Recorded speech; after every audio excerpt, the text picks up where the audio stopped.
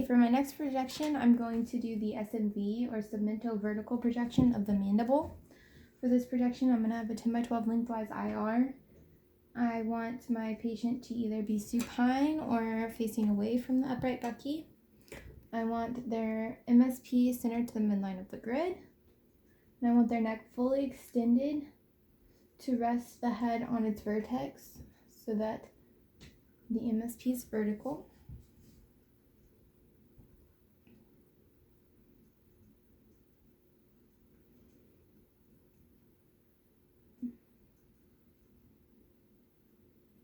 And then you also want your IOML to be as parallel as possible, so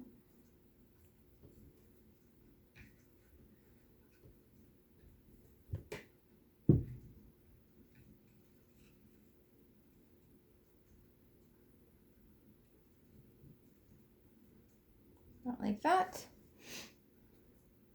And I want my central ray to enter the midway between the angles of the mandible. So we're going to enter about right there, perpendicularly. I would place my marker. I want my collimation to be 1/2 to 1 inch, be on the lateral sides of the head and above the tip of the nose. I would then instruct my patient to stop breathing, take exposure, and tell them that they can breathe. Okay. My next projection, I'm going to do the axiolateral oblique temporomandibular articulation, so TMJ. For this projection, it's called the modified Law method, and it's going to be a 10 by 12 crosswise IR. Okay, so for this projection, I'd have my patient again in the anterior oblique position with their head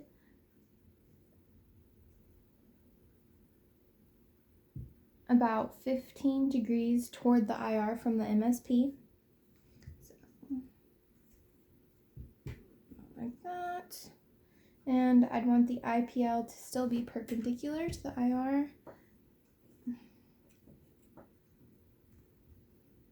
And I'd want to center my IR to about 1/2 inch anterior to the EAM. So,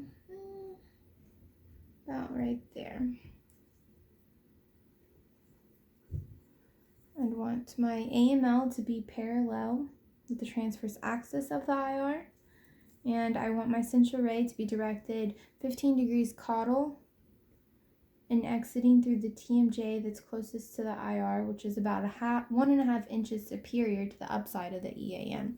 So you have your EAM, you're going to go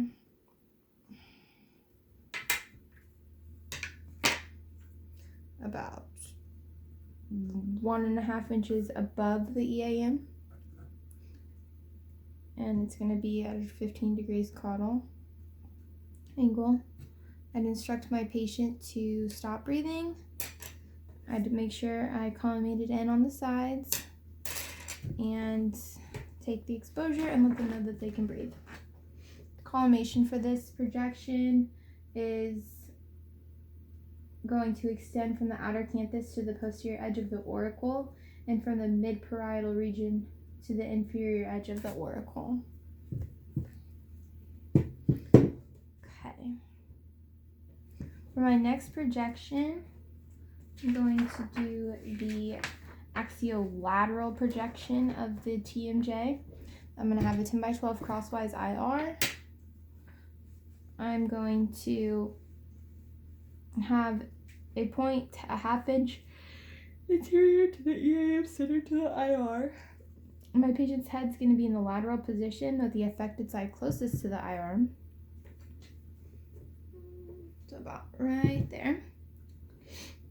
And I want my IPL perpendicular.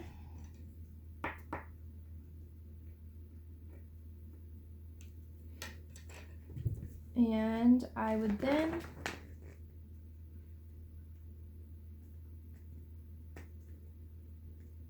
have my central ray directed at a 25 to 30 degree caudal angle which enters about a 1/2 inch anterior and 2 inches superior to the upside EAM.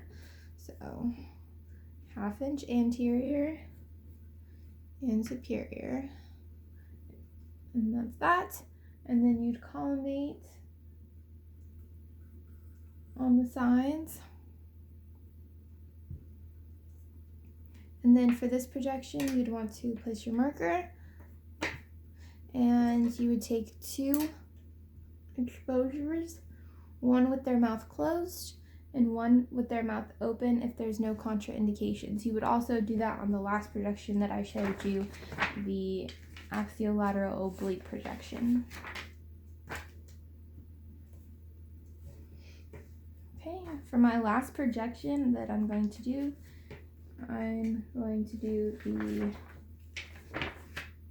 AP axial projection modified Towne method of the TMJs. For this one, I'm going to have a 10x12 lengthwise IR. I'm going to have my patient in the supine position or facing away from the IR.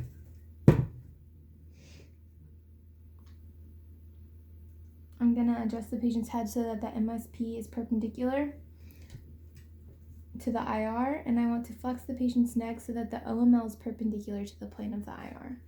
So, oops, sorry.